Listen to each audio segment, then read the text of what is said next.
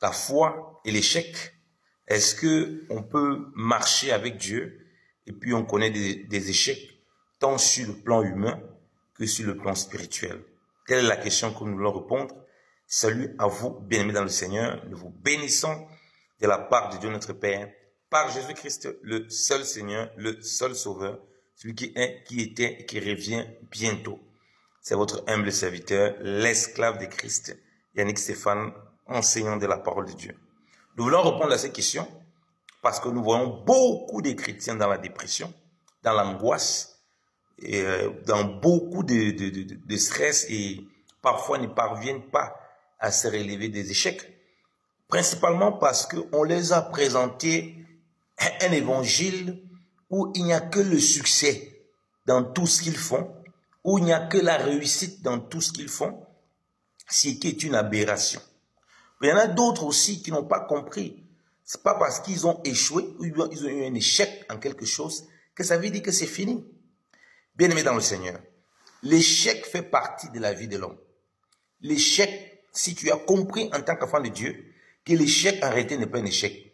On peut échouer sans échouer. Et pour échouer sans échouer, il faut comprendre que l'échec a aussi un but pédagogique. L'échec peut arriver parce qu'on fait mal les choses. L'échec peut arriver parce qu'il y a des paramètres qu'on ne maîtrise pas. Ça ne veut pas dire qu'on fait mal les choses. Et là, Dieu est là pour nous enseigner, bien-aimés dans le Seigneur.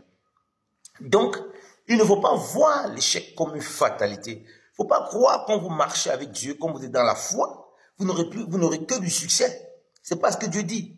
Le psaume 34, verset 20 nous dit ceci, on va le prendre pour expliquer ça, que le malheur atteint souvent le juste, mais l'Éternel l'en délivre toujours. Ça veut dire qu'il a le malheur, mais Dieu l'en délivre. Ça veut dire quoi? Il va passer par le malheur quand même.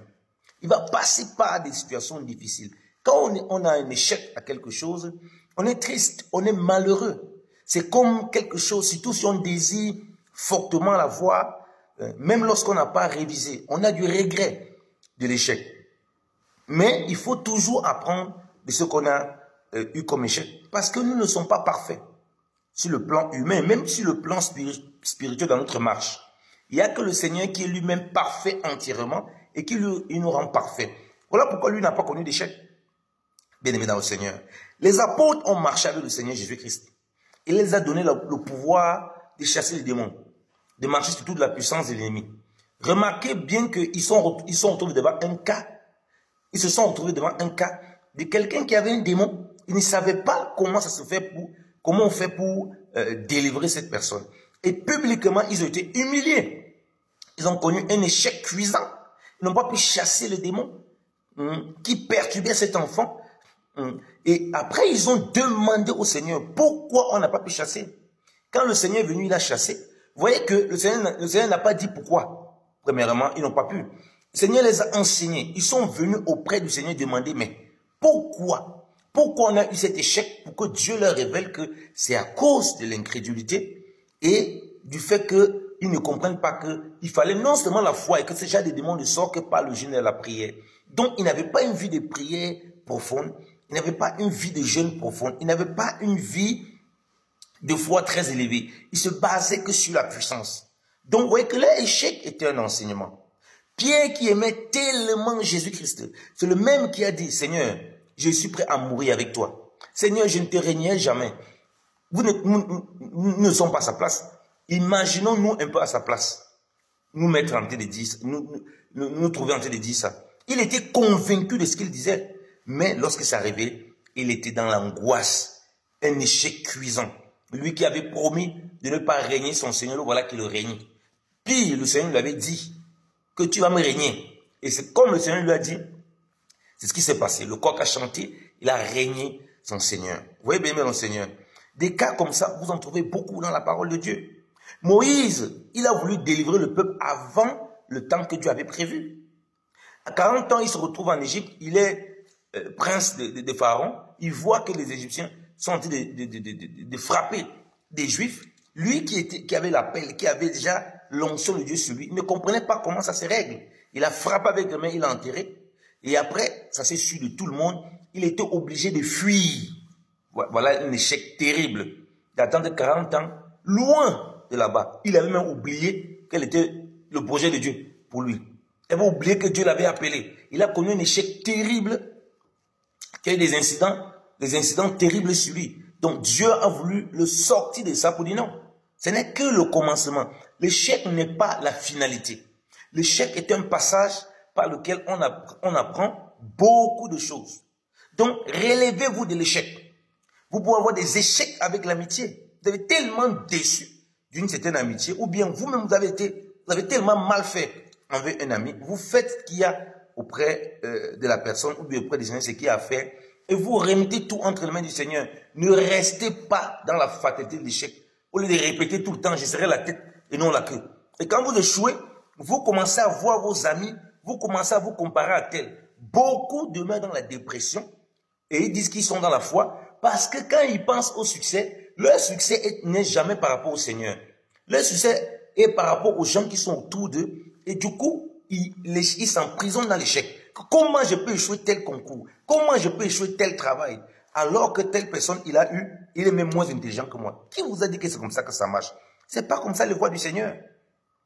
Vous voyez, au lieu de se remettre en question, au lieu de chercher à comprendre ce que le Seigneur attend de vous, vous ne comprenez pas. C'est pourquoi l'Écriture dit dans Romains chapitre 8, toutes choses concourent au bien de ceux qui aiment Dieu et qui sont appelés selon son dessein. Vous voyez? Donc, ça concourt à mon bien, même l'échec, si j'aime le Seigneur et que je suis appelé à son dessein. Il va me faire comprendre les desseins derrière, les choses qu'il veut préparer pour moi, les choses qu'il va arranger pour moi. Passer par l'échec, là, il va me bâtir. Voilà pourquoi je vous ai dit qu'on peut échouer sans échouer. On peut échouer, mais c'est une réussite pour nous parce qu'on aura appris beaucoup de choses. Moi, sur le plan scolaire, je n'avais jamais connu l'échec. L'échec lorsque j'arrive à l'université. C'était très dur pour moi. Mais par là, je vous dis bien, le Seigneur, je ne peux changer ma vie avec la vie de personne. Je ne peux me comparer à personne. Je rends grâce à Dieu pour ma vie parce qu'il connaît ce qui est meilleur pour moi, ce qui est excellent pour moi. C'est dans ces choses que Dieu aussi est venu vous prendre. Quand vous êtes dans une mentalité où vous ne pouvez pas échouer, on ne dit pas ici qu'il faut chercher à échouer.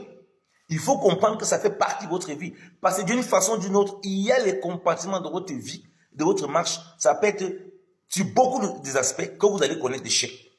Vous voyez? Et si vous ne comprenez pas ça, et vous croyez que c'est que pour les autres, c'est pas pour vous, alors la chute sera terrible.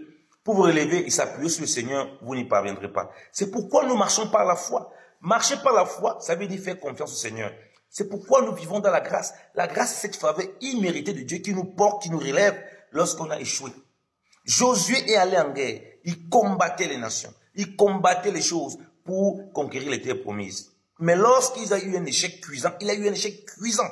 Pourtant, Dieu avait dit, tu serais la tête et non la queue. Pourtant, Dieu avait dit que rien ne va résister devant toi. Mais qu'est-ce qui s'est passé pour que quelque chose résiste devant lui? Il est allé prier le Seigneur. Le Seigneur a montré qu'il y avait l'interdit qui avait été touché. Donc, vous voyez qu'il y avait l'interdit. Dieu aurait pu empêcher qu'il aille en guerre et qu'il retire d'abord l'interdit. Mais Dieu lui a permis de connaître l'échec à cause de l'interdit là, qu'il a laissé qu'il y ait l'échec. Et on voit que le cœur de Josué est retourné à Dieu dans la prière, pour savoir qu'est-ce qui se passe. Parfois, vous pouvez avoir un échec par rapport à un boulot que vous aimez tellement. Mais il y a quelque chose que Dieu va vous enseigner. Il y a quelque chose que Dieu a prévu pour vous qui est plus grand même que ce que vous pouvez imaginer. Donc, au lieu de rester dans l'amertume, dans le malheur, vous accabler, allez auprès du Seigneur. Ça peut prendre du temps pour comprendre ces choses du Seigneur. Ça peut prendre du temps pour vous relever, mais sachez une chose. Toute chose concourt au bien de ceux qui aiment Dieu. On dit de ceux qui aiment Dieu. On ne dit pas de ceux qui font semblant de l'aimer. Et qui sont appelés selon son dessein. Selon le dessein de Dieu. L'échec, il savait que tu vas avoir. C'est l'attitude que tu as dans l'échec qui est un problème. Donc, ne ressasse plus tes échecs. C'est déjà passé. Et tu vas vers l'avant. Apprends plutôt de tes échecs. C'est pourquoi l'Écriture dit de s'examiner si on est toujours dans la foi. Tu vas t'examiner comment? Si tout roule toujours bien. C'est pour ça qu'une vie chrétienne où tu n'as pas de difficultés est une vie de séduction. Parce que le Seigneur dit, vous aurez des tribulations dans le monde. Dans ces tribulations-là, il faut voir les épreuves, il faut voir les persécutions, il faut voir les difficultés, il faut voir des échecs, il faut voir des temps de malheur, il faut voir des temps de succès, il faut voir des temps de joie, il faut voir les temps de larmes, il faut voir les temps de rire. Il y a tout ça qui compose votre vie et vous ne pouvez pas séparer ça. Donc que la grâce et la paix du Seigneur vous aident à vous relever de l'échec, et rendre grâce à Dieu en toutes choses au nom de Jésus-Christ de Nazareth.